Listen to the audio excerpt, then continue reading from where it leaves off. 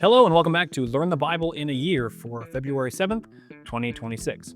Today is National Cereal Day.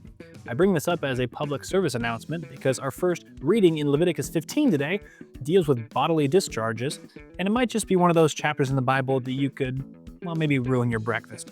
So you've been warned. After that, we get to one of the most important chapters in the entire Old Testament, Leviticus 16, the Day of Atonement. Then in Mark, we see a woman perform an act of extraordinary worship while one of Jesus' own disciples starts a plot to betray him. So let's jump right in. Now, jumping in Leviticus chapter 15, this chapter deals with the laws concerning various bodily discharges, both normal and abnormal. It's easy to read this and get kind of squeamish, but we have to ask the question here why is this detail in the text? And the point here is actually not about hygiene, it's about theology. In the worldview of Leviticus, anything that comes out of the body that is related to life and death, meaning blood or semen or abnormal flows, this renders a person ceremonially unclean. It's a tangible, physical reminder of mortality.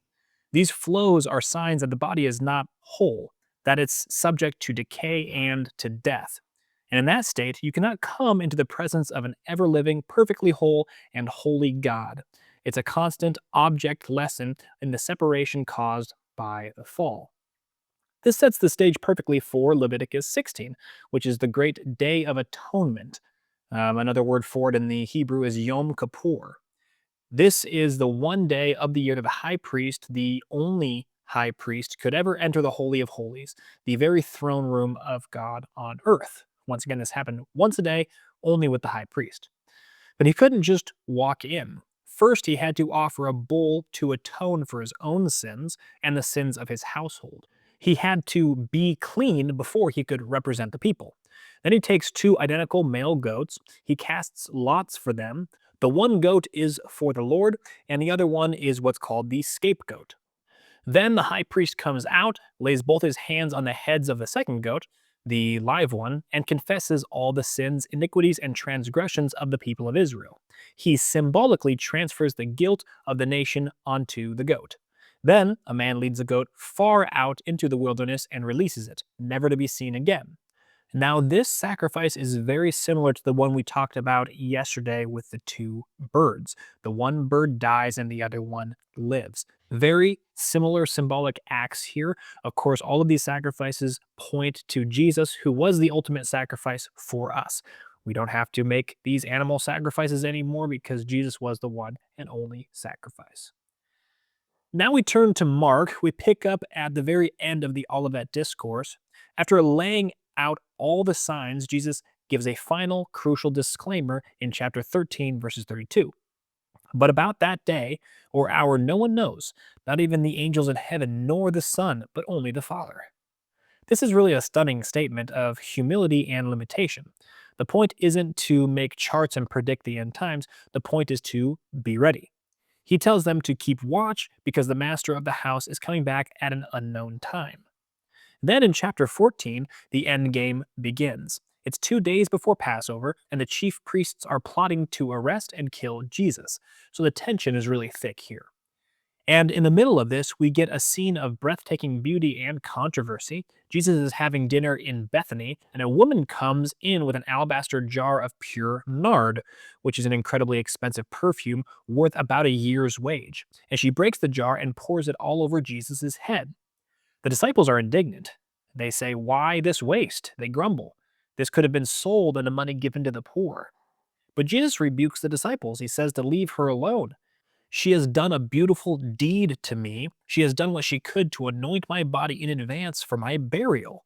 This woman, in an act of extravagant sacrificial love, understood the moment better than anyone. While the disciples were still thinking about the kingdom, she was preparing him for the cross. She held nothing back. And Jesus says that wherever the gospel is preached, her story would be told in memory of her. And in the very next verse, the contrast is sickening. Then Judas Iscariot, one of the 12, went to the chief priests to betray Jesus to them. While a woman gives a year's wage in worship, one of his closest friends sells him for a handful of silver. Now, there is a debate in the Christian community on whether or not Judas betrayed Jesus because of this act the woman gave, meaning that he was greedy about money and didn't understand, and that's why he decided to betray Jesus.